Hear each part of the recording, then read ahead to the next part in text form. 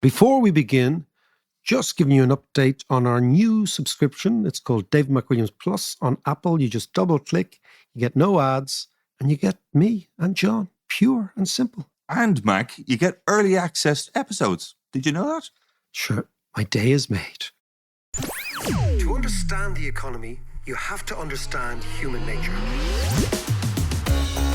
This podcast is powered by Acast.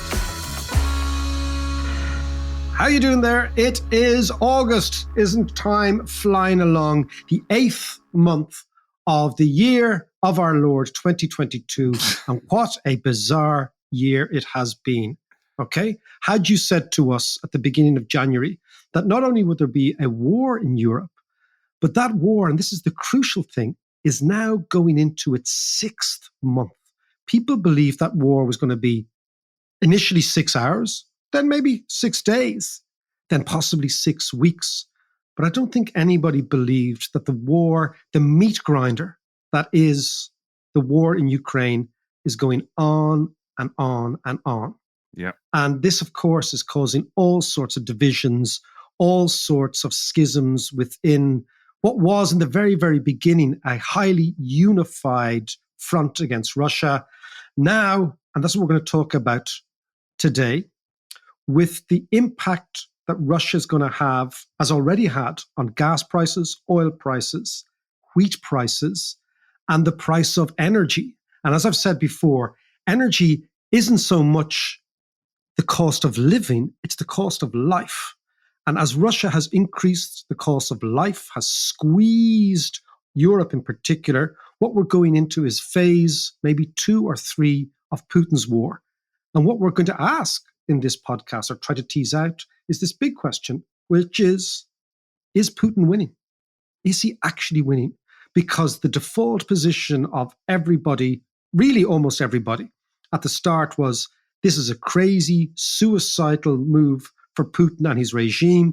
It will be isolated. Russia will be enfeebled. Russia will be cut off from the rest of the world. Ultimately, that will have an impact, and Putin will sue for peace. That has not happened. So the whole point of this podcast, I know it's kind of jolly, first week of August, you're probably on holidays, is Putin winning? John Davis, how are you, head? I'm good.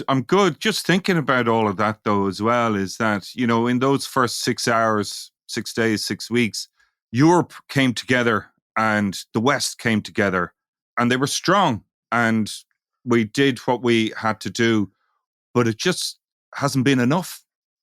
You know, the war is grinded on and continues to grind on. And there seems to be, and we'll talk about this now, but there seems to be a big shift in power and, as you were saying, schisms within Europe and within the alliance, as it were. So we're not really in a good place at the moment.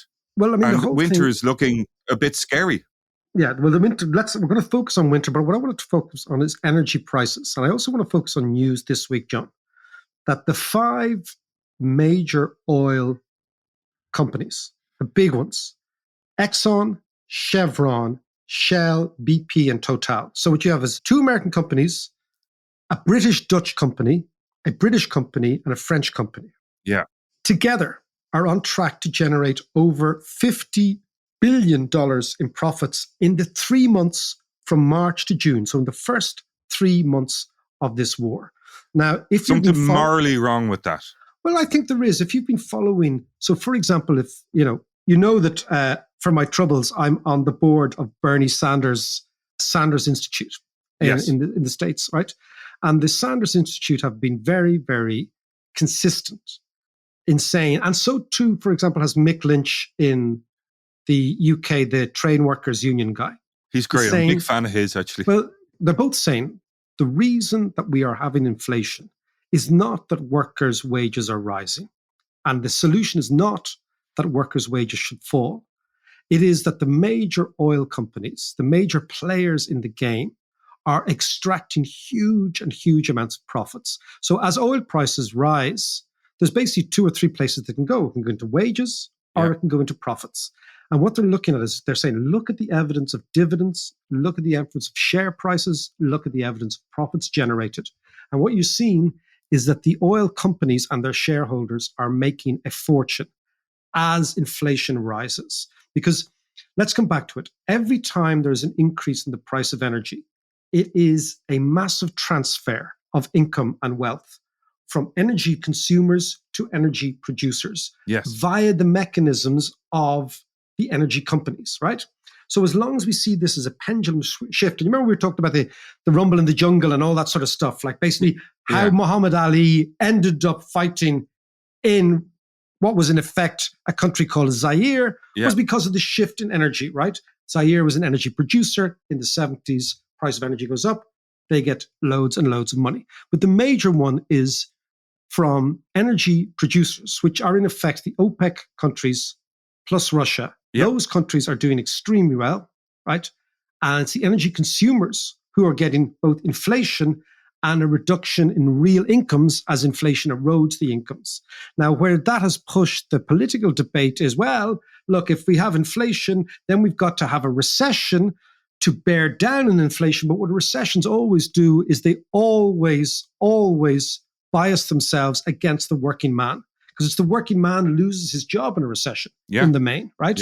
And then what happens after that recession, when the working man gets back up off the canvas in terms of dusting himself down and trying to get a job, what happens is wages are reset downwards after a recession. So basically, this is why you have the permanent deflation of real wages in American manufacturing, for example, in the last 25 years. So what Bernie Sanders is saying and Mick Lynch is saying, hold on a second, look at the oil majors. That's where the money's going. Yeah. And if you look at their profits this last week, it's hard to disagree. But it's interesting as well is that Britain introduced a 25% windfall tax on oil and gas producers in the North Sea. And that was basically, the idea of that is to help, people through the winter. But, 25%, number one, is that enough? And number two, is this something that we could see in America? Is this the kind of stuff that we need more of? More windfall tax? Yeah, I mean, there's Take two back things some of the money. There's two things you can do about this. One is this idea that Mario Draghi had and Joe Biden wants to have, which is a price cap. So, for example, if OPEC is a producers organization, you can have a consumers organization. So OPEC is a producers cartel, which regulates the supply of oil, of which Saudi Arabia is the swing producer. It's the one that can actually onboard and offboard oil quickly, right? Yeah. And that regulates the price, and that basically is the main player. But what Biden wants to do, and what Draghi wanted to do, was create a consumer cartel that's basically going to say, okay, guys, so look, there's two sides of this equation. There's the producers and there's the consumers. We're the consumers. And what we want to do is we want to fix a maximum oil price. And anything over and above that, we just simply won't buy.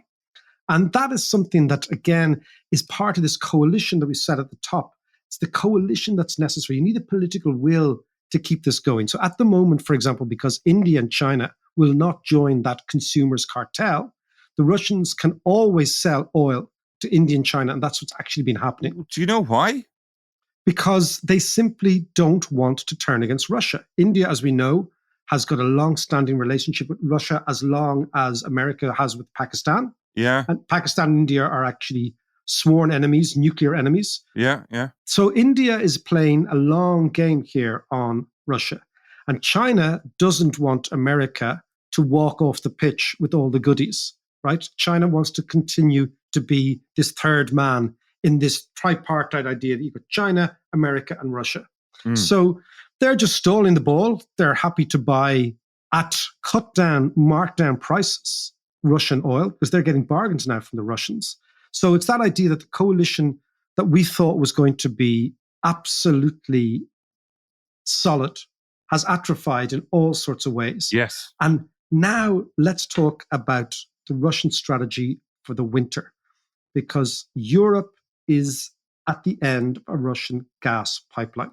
There are other sources, but it takes so long to build up refineries and to get the gas, for example, from the Gulf to us, that we are at the mercy of the Russians.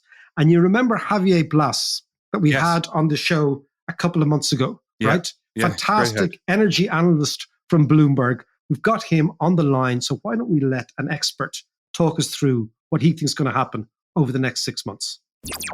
Javier Blas, whose book, The World for Sale, Money, Power, and the Traders Who Barter the World's Resources, was, for me, one of my reads of the year. I came late to the book, came to the paperback. Hardback was published last year. Unbelievably timely. And in terms of timing, though, I want to ask Javier, I want to talk about this coming winter. But the fact that you've just bought a flat in London, so obviously you're incredibly optimistic about the future. You just said to me, I've just parted with all my money to buy a flat in London. So we're going to take everything you say with a pinch of salt. You're incredibly optimistic. Well, I think that I'm going to do more or less what I did last time that I bought a property. I'm absolutely marking the peak of the market. And from here, it's a complete downturn. Interest rates are going to go up. I'm going to struggle with my mortgage, et cetera, et cetera, et cetera. So you should not really, if you see me buying a property, just run, put everything in cash, and just find a safe place. All right. Noted. That's Javier Blas, the well-known counter-cyclical indicator of all things asset-wise. But Javier, I want to ask you about this winter. This week, prices of gas in Europe shot up dramatically because the Russians squeezed us a little bit more. Tell me what's going on. Well, Russia has reduced the amount of gas that is supplying to Germany, which is the main market for Russian gas in Europe, to just 20% of normal levels. That means that without some savings, and I would think that quite dramatic savings, Germany is going to really struggle with gas supply through the winter.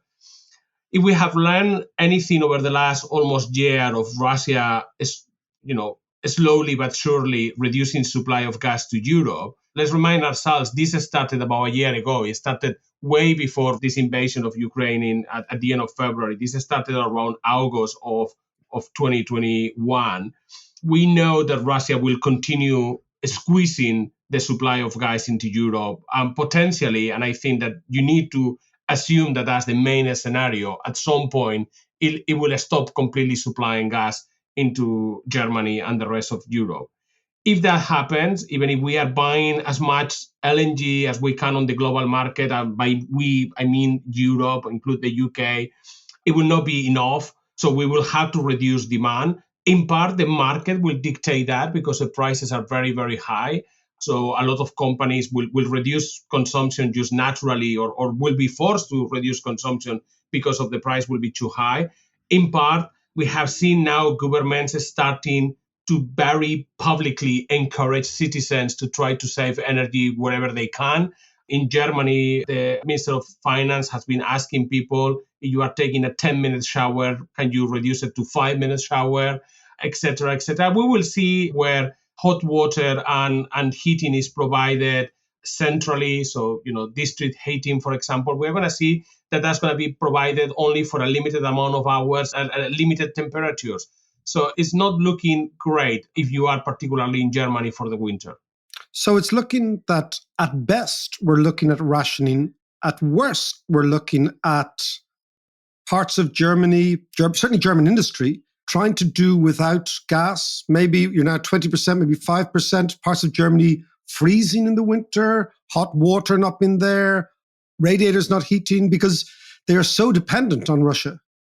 I think that the households are going to be protected. And we're going to be in situations where certain households in big cities where they receive the heating and the hot water centrally via district systems. Are they going to be told you're not going to get 21 degrees at your houses, you're going to get 20 or 19 degrees Celsius? Yes, we're going to get that. But everything else will be cut to protect households. I don't think that anyone is going to freeze. That's not going to happen, not even in Germany, which is going to be the country most affected. But if Russian supplies are cut off completely over the winter, I'm expecting that that's the main scenario. You need to assume that that's what is going to happen because in part also the consequences are so dramatic that you need to plan for that. If that happens, are we going to see the heavy energy intensive German industry having to reduce production significantly? Yes. Are we going to see some companies having to cut production by 15, 20%? Absolutely. That's going to happen. And that's going to have a knock-off effect on everything else. It's going to be supply chains affected, employment affected, companies that they're going to need support. Large chunks of the German industry are going to need similar support to what other areas of the German economy or the European economy, for example, the airlines or the hotel industry needed through COVID. They're going to need money from the government. They're going to need loans guaranteed by the government. And that is going to be across many sectors, and families are going to need support. Electricity and gas prices are going to increase significantly, and some families are going to need support with the bills. So we're going into the nightmare scenario for Europe, which is that Russia doubles down on the Ukraine. It doubles down on its intention to force Europe to make concessions to Russia. And they're going to do this at a time when Europeans are at their most vulnerable. Yeah, I mean, the winter is the time where Russia can play that card. And I think that the card that Russia wants to play is put, in some ways, the German and the European economy on his knees and offer the option. I mean, people ask me, what is next? What is next movement by Putin? And I think that the next movement is there will be an excuse, and probably there's going to be maintenance on the pipeline, another turbine that is not working or something like that. And Nord Stream 1, it's completely shut down. No gas is flowing. And then I think that Putin will offer, but we have this other pipeline that you put under sanctions called Nord Stream 2 that is able to supply you tomorrow. So then for the German government, it's an awful choice to take. It's either you bypass your own sanctions and say yes to Nord Stream 2, or you accept that you're going to get a lot more inflation and a lot less economic growth and a lot of potentially social instability. And that's what I think Putin is aiming for, and perhaps be in a situation in which he thinks that he can force German politicians to say, until here we can support Ukraine. This has got too complicated for us, too painful to us, and we are going to have a war with President Zelensky of Ukraine and say, time's up. I think that is what the Kremlin is thinking. And look, there are some diplomats in Europe who are worried that could happen, that if the pain in Europe is strong enough, some governments may cave. And one thing I noticed this week on that sort of global strategy of Putin, that his energy minister was sitting down in Saudi Arabia just the last 24 hours. And they seem very happy together, the Saudis and the Russians. Well, what is not to like it if you think about the situation from the perspective of Saudi Arabia? The average oil production of Saudi Arabia in 2022 is going to be the highest ever on an annual basis. The price of oil remains above $100. This talk about recession, we're not going to go into the debate whether the US is in recession or not, because we have 2 quarters of negative GDP. But the global economy clearly is cooling down. The price of oil remains above $100. Saudi Arabia probably is going to earn on a gross basis, selling his oil, more money in 2022 than probably any other year, perhaps with the exception of 2011. So the Saudis are loving it from an economic point of view because they're making a lot of money. And from a political point of view, look at the last, not just 24 hours, but let's look at what has happened in July. President Biden, who campaigned promising that was going to make Saudi Arabia a pariah state, went to Saudi Arabia and had the salutation with Crown Prince Mohammed bin Salman with a fist. And then only a few hours ago, Crown Prince Mohammed bin Salman got red carpet treatment in Paris by President Emmanuel Macron. I mean, these are G7 leaders who promised that they will never deal with Saudi Arabia ever again. And now they are either traveling there or welcoming at home, having negotiation, and oil is at the center. So for Saudi Arabia, this crisis has achieved 2 massive wins for the Saudis. One is turning around the fiscal position of the kingdom, making a ton of money. The second one is the political rehabilitation of Mohammed bin Salman. He's back. He's no longer the leader that no one wanted to talk or travel to Saudi Arabia. People are willing to go to Saudi Arabia. And when he comes to Europe, the red carpet is provided. So the 2 men, Putin and Mohammed bin Salman, who we know kill journalists in their own way, we know this, are now suddenly turning the tables through the mechanism of oil. Now, let's just percolate out a wee bit. We were just chatting before we came on about the fact that a brilliant Italian cameraman, Alex Sapienza. So Alex Sapienza, if you're listening, was listening to the podcast a couple of months, the last time you were on, Javier, and he said, look, man, that Spanish dude on energy, I just bought the book, amazing. But we were talking in Lebanon, right? This is where I was the last couple of weeks. Lebanon, huge importer of wheat. Egypt, huge importer of wheat. The poor world in general, massive importer of cereals, can't feed itself. You're from a farming background up in the north of Spain, so this is part of your family backstory. What do you think is going to happen to the price of food? I have got a bit less worried about the price of food over the last few months than I was at the beginning of the crisis. At the beginning of the crisis, I was really worried because wheat is so central to global food security.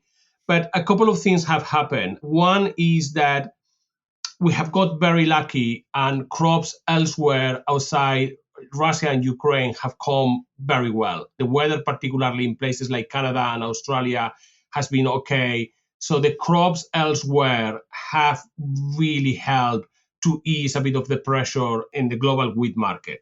So that has been one positive thing, which is very different to the previous food crisis in 07, 08, when we have bad weather almost simultaneously in multiple production countries. We have bad weather in Argentina, we have bad weather in Canada, we have bad weather in Australia, and then we got a bit of bad weather in the US, and it was kind of game over. This time, yes, we have still a huge problem in Russia and Ukraine, and particularly Ukraine, obviously, but elsewhere the crops are coming as expected, and that's good. I mean, as expected is good enough.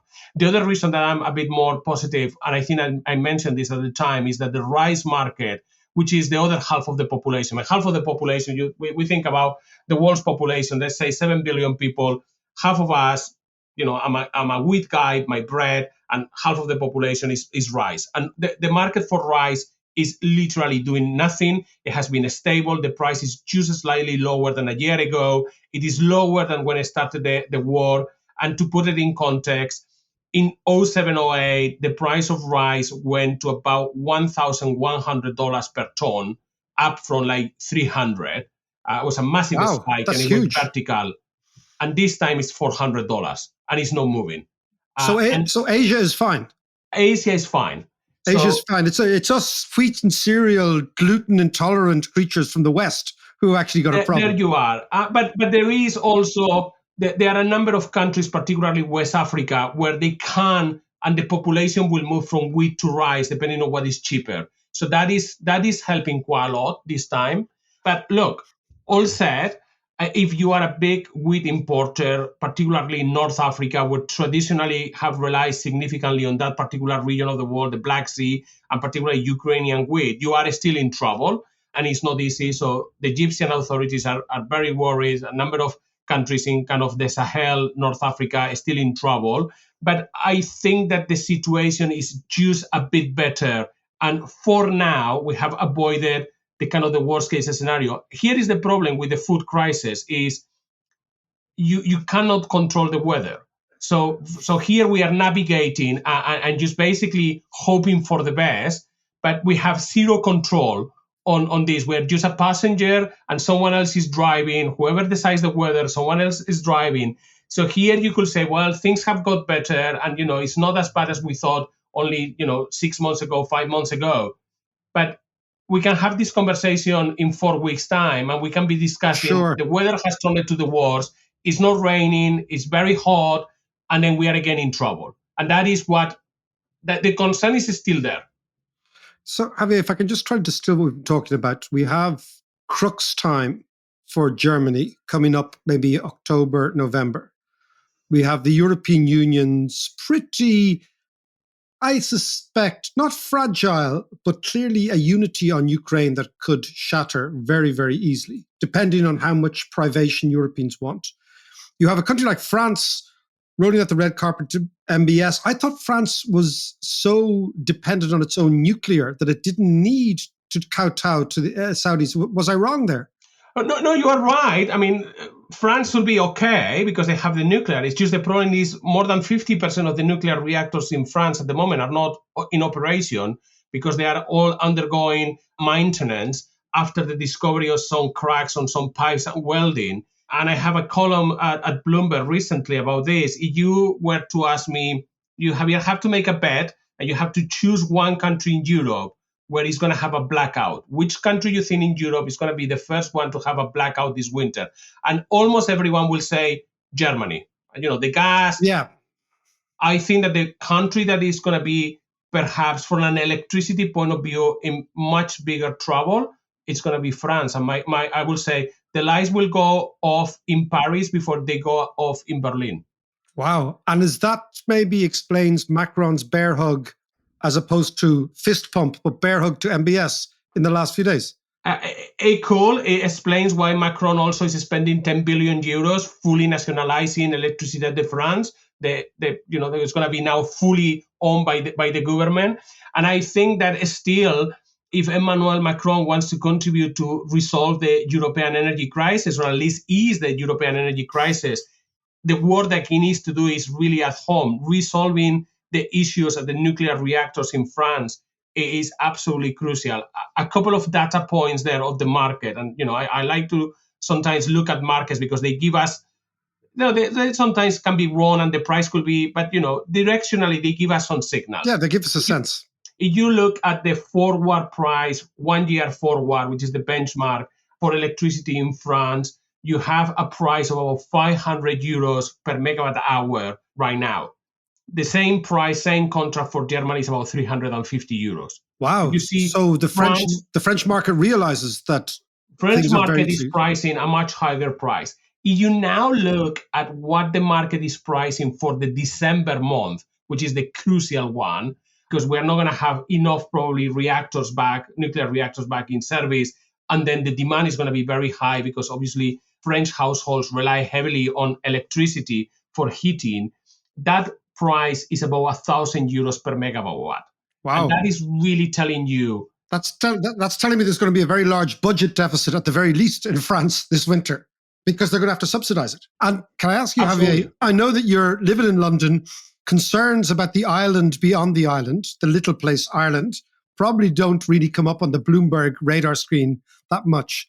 But my discussions with people who know the business in Ireland say that Ireland worked on a 14-day gas supply model up until last year. We are now in a 5-day model. Our gas comes from a refinery in the south of Wales. We don't have refineries ourselves. Do you have any sense of what might happen in the little island off the big island off the continent? Let me put it this way. In this crisis, I will not like to be at the end of the chain because, when you are at the end of the chain, many things can break. Exactly. Break on that's that what I'm chain, thinking. And then you are in trouble. I mean, Ireland has one thing, and it can run through a very polluting energy policy through the winter. Just burn coal, burn fuel oil if needed, and then you could make it with that. It's not going to be great for the environment, but you could keep the lights on. But I think in Europe, everyone is going to be very, very tight. And one of the problems that when I speak to policymakers across Europe and the traders, they describe an environment in which they say, well, we can make it. But basically, there is no room for any problem. Everything has to work. And we are talking about energy systems, oil, gas, coal, electricity. I mean, they are the kind of things that have fires and explosions and sparks and trips.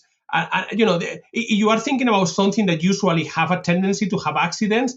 You are running natural gas on a pipeline. Of course, that from time to time, bad things happen. And the main problem is that we may get lucky and make it through the winter with not a problem. And a lot of these people will come to remember this podcast and say, oh my God, this Spanish guy not only got the housing market wrong in London, but he also got completely wrong the energy market. It could be if everything was just perfect. But if I have learned anything covering this industry for a long time is that accidents do happen. And they will happen at the worst possible moment in the middle of a cold snap in the middle of the winter. Javier Blas, on that rather un-Spanish, because Spaniards tend to be upbeat, relaxed, chilled, Mediterranean. There's a rather apocalyptic Germanic tone. Let us leave it there, Javier. That was fascinating, kind of terrifying, but As you said, these are the facts as we see them. So thank you so much.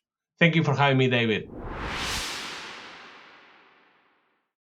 So there's two very interesting ideas that he was talking about there. One was going back to the whole environmental thing of, for this winter, places like Ireland, we are at the end of the pipeline. And we are, as you said earlier, completely at the mercy of Russia. So we may need to burn anything that's going, including coal, gas, peat even, just to keep the lights on. But the trade-off there is the environment. And of course, the big thing at the moment is the green transition and the 2030 targets and stuff. And then the other thing that I found very interesting was Saudi Arabia. And even though Biden was fist pumping MBS, how the Russians have been over there chit-chatting away with MBS, and Lavrov going around doing a little tour of Africa, all those nations, selling the Russian story about the Ukraine war, and while selling them energy as well. So there just seems to be this big shift in power at the moment. And MBS seems to be at the center of it. Look, as I said at the very start of the podcast, right? The 8th month of 2022 is a year that the world has completely changed. Yeah. Everything that we assumed about alliances, about globalization, about power networks, about war, all that is now off the table. And we're just dealing with a whole new set of realities. And August is always a good month. We don't want to actually tempt fate and say that the First World War started in the first week of August. Oh, stop. No. Stop, Mac. But it did. Yeah. So all these things are up in the air. Now, a key beneficiary of everything has been Saudi Arabia. An awful regime. Yeah. Yet it has now been fated, and it's an awful regime for a variety of reasons, but most manifestly is that its agents cut up a dissident journalist in their embassy in Turkey. They mutilated him and cut him up. This type of mutilation that apparently the Russian forces are doing to captured Ukrainians as well, which I've been following online, which is awful, I know. right? There's some really ugly stories coming out. But the rehabilitation of Saudi Arabia is the story, right? And of course, the reason is the following. A, they have oil, but B, also, as Russia becomes more of a pariah, Russia's allies become more of a pariah. And who's Russia's allies in the Middle East? Iran. So you have this bizarre, almost inconceivable alliance of Israel together with the UAE and Saudi Arabia. Israel, think about it, okay? Yes. All having the blessing of the United States, Iran getting more and more soldered onto Russia, but Iran obviously keeping Hezbollah supplied in Lebanon. So all this is going on. And of course, Saudi Arabia continues to be this malignant regime on a variety of different, we can talk about that in another podcast, but they're back in favor because they have energy. And because they have their hands on the controls. And on the other hand, you have the Putin long war strategy, which is the Russians have managed by completely and utterly closing off trade in the ruble to get the currency to stabilize. They've managed to get interest rates down from 20 to 8% in the last 6 months and a stable currency because what they've penalized Russian companies from selling rubles. But how that actually impacts on the day-to-day in Russia is there's no sense of a crisis. There's no sense of an economic crisis because their currency is stable. Because always what happens in countries like Russia, the crisis is mainly in the exchange rate. And Putin was very, very quick to identify the Russian central bank as a key ally in keeping the lid on everything.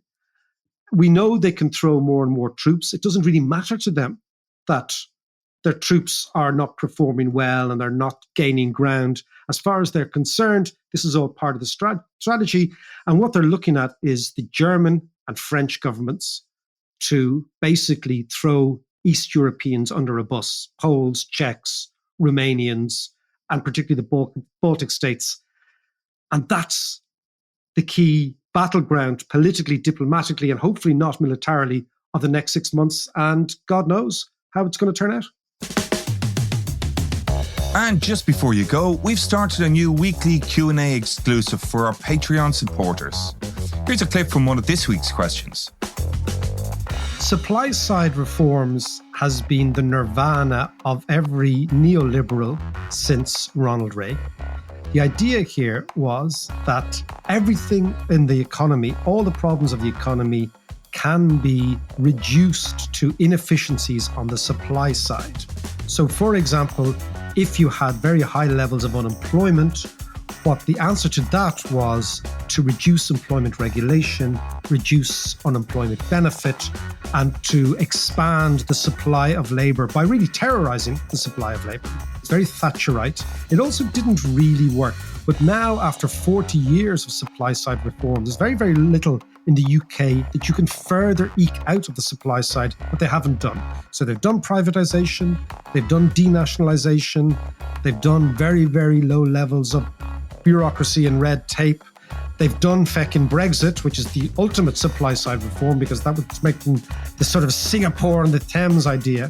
So I think that Liz Truss is basically playing not to an economic orchestra or chorus, but simply to the bandwagon of right-wingers in the UK who believe in this sort of voodoo economics of supply-side reforms. What it does really mean is it's going to make poor people poorer and it's going to make rich people richer.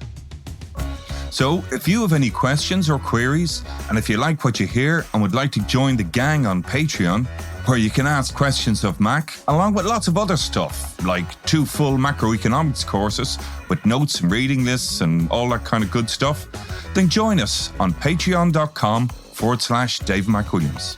Talk to you next week.